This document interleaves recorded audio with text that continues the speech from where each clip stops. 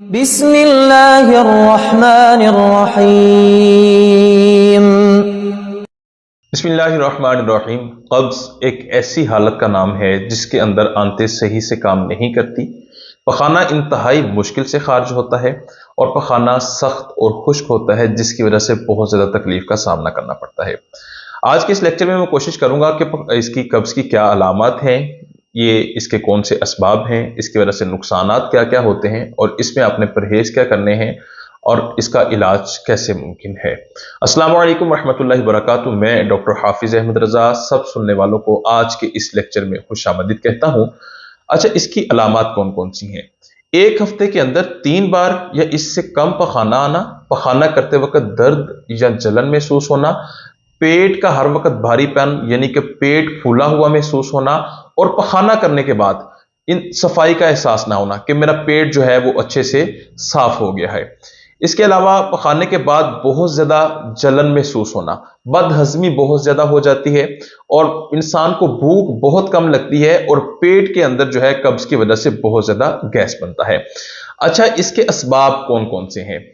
जो सबसे पहला असबाब है वो है फाइबर वाली ग़िज़ाएँ कम खाना और पानी का इस्तेमाल बहुत ज़्यादा कम करना। ज़हनी तनाव भी इसका एक अहम मसला है। इसके अलावा कार्बोहाइड्रेट्स यानी कि जो आप कोल्ड ड्रिंक्स पीते हैं, इनकी वजह से बहुत ज़्यादा आपको कब्ज़ हो सकती है। जंक फूड का ज़्यादा इस्तेमाल करना, ये भी एक इसकी वजह बनता है। इसके अलावा कुछ बीमारियां ऐसी हैं जैसे कि शुगर, थायराइड का मसला, ठीक है, और इसके अलावा अंतों की बीमारियां भी इसका मेन वजह होती है। अच्छा, ये नुकसान क्या करती है? वैसे तो कब्ज एक ऐसी हालत है जो अपने साथ 70 बीमारियों को लेके आपके जिस्म में आती है, लेकिन जो इसकी वजह से ज्यादातर बीमारियां होती हैं उनमें जो बवासीर है वो सरे फहरिस्त है, जो आपको ज्यादा मसला बनता है। इसकी वजह से आपको जो बवासीर का मसला है वो बन सकता है, बादी बवासीर या खूनी बवासीर हो सकती है। कांच निकलना, जो मकद होता है वहां से एक छोटा सा जो लोथड़ा होता है वो बाहर निकल आता है, जिसको प्रोलैप्स कहा जाता है। इसके अलावा बहुत सारी आपको मैदे की बीमारियां लग सकती हैं, आंतों की बीमारियां इसकी वजह से हो सकती हैं, जिल्दी बीमारियां, खासकर खुश्की जिल्दी के ऊपर और आपके चेहरे पर काफी ज्यादा मिकदार में दाने निकलना शुरू हो जाते हैं। अच्छा, इसमें आपने एहतियाती तदाबीर कौन कौन सी इस्तेमाल करनी है?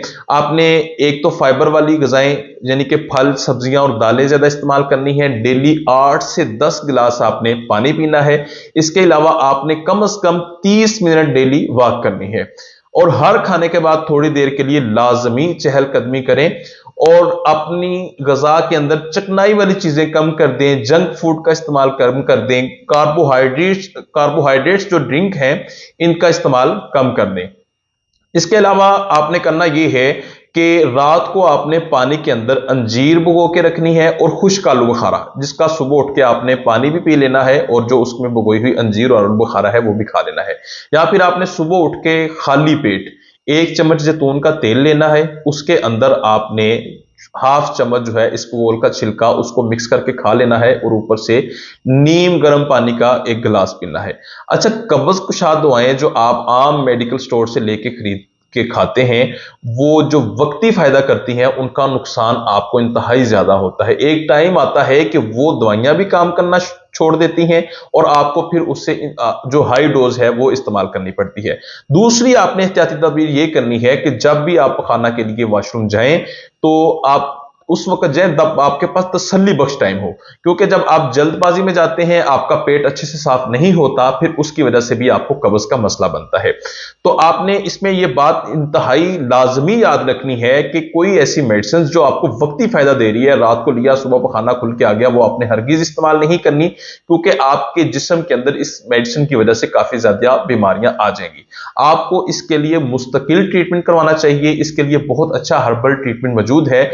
आप मेडिसिन मंगवा सकते हैं, क्लिनिक पे तशरीफ ला सकते हैं। आपको कब्ज की वजह से कोई भी इशू है, बवासीर का इशू है, कांच निकलने का मसला है, इसके अलावा आपको कोई अंतरों की सोजिश है, आपको गैस का कोई मसला है, बदहजमी है, भूख कम लगती है, तो ये सारे मसले मेडिसिन से कवर किए जा सकते हैं और मुस्तकिल तौर पे कवर किए जा सकते हैं। ये नहीं है कि आप मेडिसिन इस्तेमाल कर रहे हैं तो आपको फायदा होगा, मेडिसिन छोड़ देंगे तो फिर वही मसला हो जाएगा। तो इसी के साथ मुझे इजाजत दीजिए, बहुत जल्द किसी अच्छे लेक्चर के साथ मुलाकात होगी। फी अमानिल्लाह। अस्सलामु अलैकुम रहमतुल्लाहि व बरकातुहू। अल्लाह हाफिज।